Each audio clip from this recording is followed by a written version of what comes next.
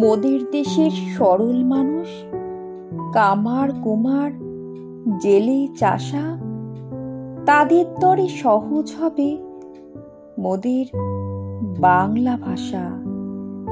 বিদেশ হতে বিজাতীয় নানান কথার ছড়াছড়ি, আর কতকাল দেশের মানুষ থাকবে বলো সহ্য করি?